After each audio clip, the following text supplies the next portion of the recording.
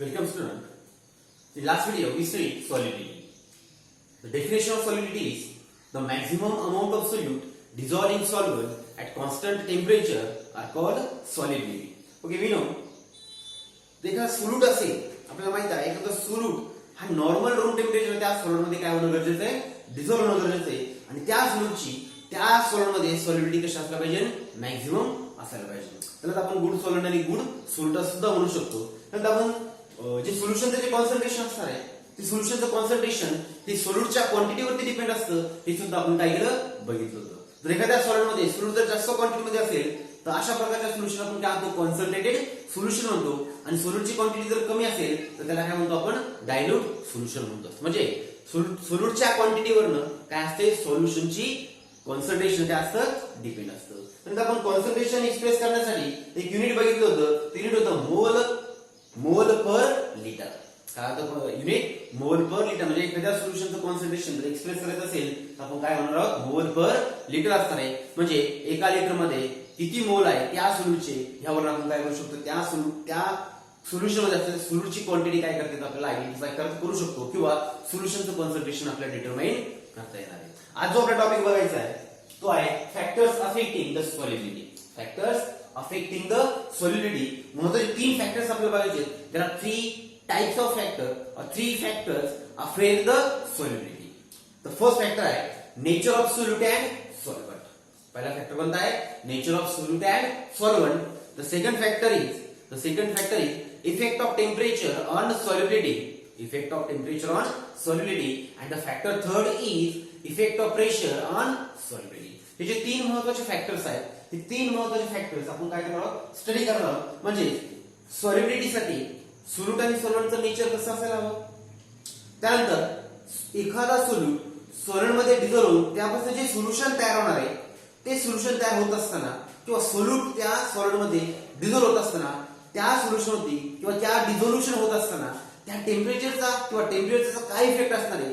कदाचित टेम्परेचरमुळे सॉल्युबिलिटी कधी इन्क्रीज होऊ शकते किंवा सॉल्युबिलिटी त्या सोल्यूटची डिक्रीज होऊ शकते. मग त्या प्रॉपर टेम्परेचरचा काय इफेक्ट असणार आहे त्या सॉल्युबिलिटीवरती हे सुद्धा आपल्याला काय करायचं बघायचं आहे. त्यानंतर प्रेशरचा काय इफेक्ट आहे सॉल्युबिलिटीवरती. हे तीन महत्त्वाचे फॅक्टर्स आपण काय करतो आज डिस्कस करणार आहोत. तर पहिला फॅक्टर आपण बघूया. फर्स्ट फॅक्टर बघायचा आहे. The factor first is nature of solute and solvent. Solute आणि सॉल्व्हेंटचं नेचर. ठीक आहे. सपोज एखादा सोल्यूट किंवा एखादा मॅटर आहे, तो मॅटर वॉटर मध्ये सॉल्युबल आहे, बरोबर. तो सॉल्युबल का, किंवा दुसरा एखादा सबस्टन्स आहे तो वॉटर मध्ये इनसॉल्युबल आहे. मग तो इनसॉल्युबल का आहे, तो सॉल्युबल का होत नाही. फॉर एक्झाम्पल NaCl असेल, NaCl वॉटर मध्ये कसं आहे, सॉल्युबल आहे, बरोबर. किंवा एखाद्या वाळू असेल, सँड असेल, ती जर वाळू आपण पाण्यात टाकली ती विरघळत नाही, ती डिझॉल्व्ह होत नाही. मग ती वाळू का डिझॉल्व्ह होत नाही हे आपल्याला बघणं गरजेचं आहे. मग त्या ठिकाणी सोल्यूट आणि सॉल्व्हेंटचा नेचर काय किंवा सॉल्युबिलिटी कधी सॉल्युबल असतो किंवा कशा प्रकारचं सॉल्युबल होणार ते आपल्याला या टॉपिक मध्ये बघायचं आहे. ठीक आहे. पहिल्यांदा बघूया आपण nature of solute and solvent. तीन महत्त्वाचे फॅक्टर्स आहेत. तर तीन महत्त्वाच्या गोष्टी ह्या फॅक्टर्स मध्ये. पहिला फॅक्टर आहे nature of solute and solvent. पहिला आहे सोल्यूट अँड सॉल्व्हेंट. असं म्हणूया आपण the nature of solute both are polar. त्यांचं नेचर कसं असायला हवं, पोलर नेचर असावं. म्हणजे सोल्यूट सुद्धा कसा असायला हवा, पोलर असायला हवा. सॉल्व्हेंट सुद्धा कसा असायला हवा, पोलर. जर सोल्यूट सॉल्व्हेंट दोन्ही जर पोलर असेल तर सोल्यूट सॉल्व्हेंट मध्ये काय होतो, डिझॉल्व्ह होतो आणि काय तयार होतं, सोल्युशन तयार होतं. लक्षात घ्या. म्हणजे दोघांचं नेचर जर पोलर असेल तर त्यामध्ये काय होणार आहे, सोल्यूट इंटरॅक्शन असणार आहे, सॉल्व्हेंट इंटरॅक्शन असणार आहे आणि सॉल्व्हेंट काय असणार आहे, इंटरॅक्शन असेल आणि तो सोल्यूट त्या सॉल्व्हेंट मध्ये काय होणार आहे, मॅक्झिमम काय होणार आहे, डिझॉल्व्ह होणार आहे, बरोबर. म्हणून पहिला नॅचरल फॅक्टर मध्ये पहिलं काय बघायचं आपल्याला, पोलर. दोघांचं नेचर कसं असायला हवं, पोलर असायला हवं. नंतर बघूया नॉन पोलर कोण, सोल्यूट आणि सॉल्व्हेंट. सोल्यूट आणि सॉल्व्हेंट दोन्ही जर नॉन पोलर असेल तर सॉल्युबिलिटी काय होते, इन्क्रीज होते. पहिल्यांदा काय बघितलं आपण, सोल्यूट आणि सॉल्व्हेंट दोन्ही जर पोलर असेल तर सोल्यूटची सॉल्युबिलिटी सॉल्व्हेंट मध्ये काय होते इन्क्रीज होते आणि सेकंड टाइम जर सोल्यूट आणि सॉल्व्हंट दोन्ही जर नॉन पोलर असेल तर सोल्यूट काय होतो सॉल्व्हेंट मध्ये मॅक्झिमम काय होतो डिझॉल्व्ह होतो.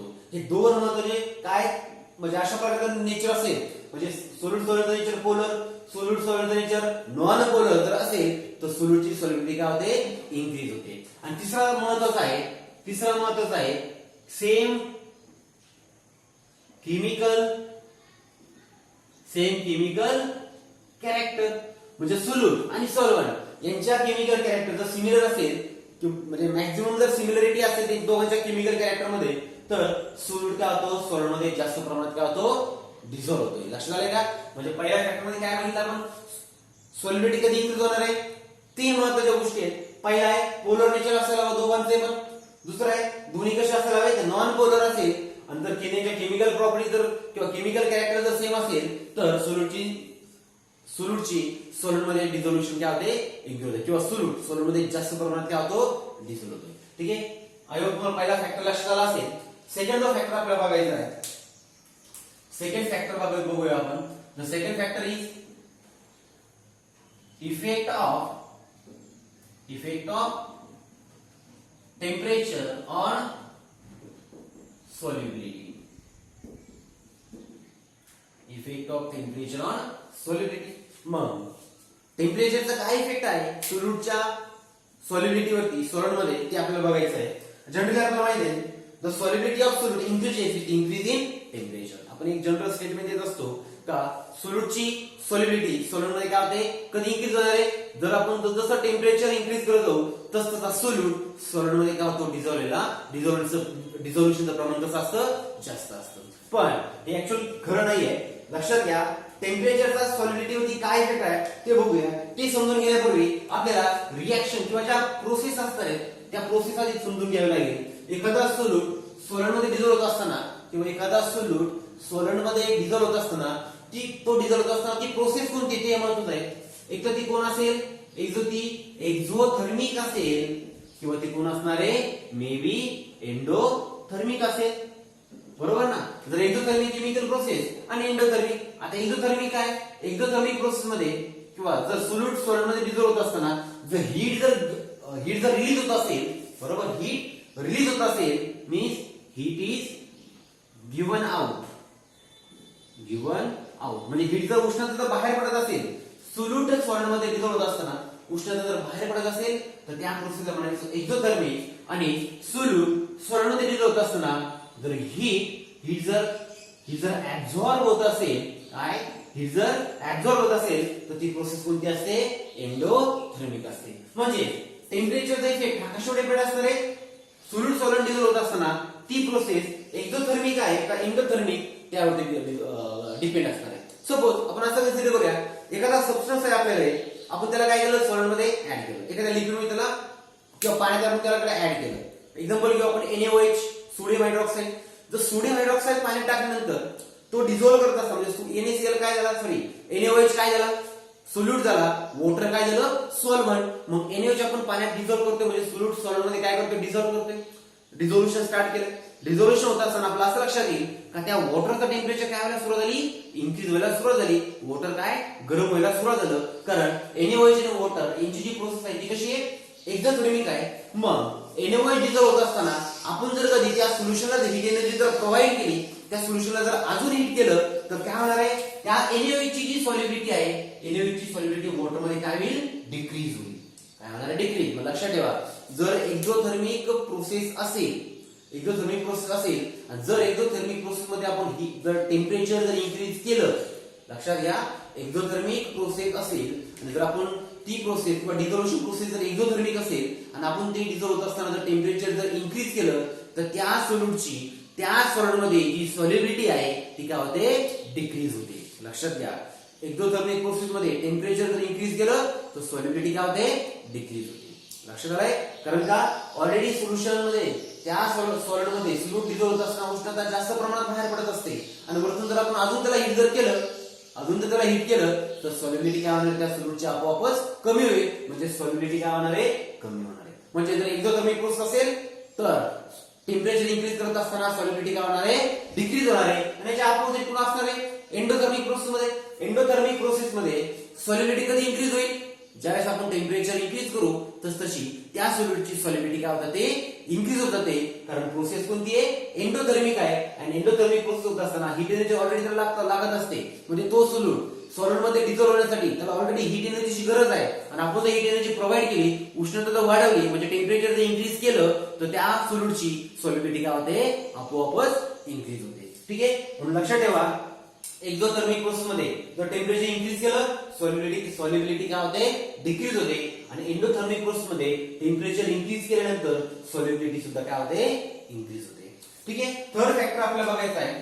थर्ड फॅक्टर आहे effect of pressure on solubility. प्रेशरचा इफेक्ट बघायचा कशावरती, सॉल्युबिलिटी. आता लक्षात घ्या, जर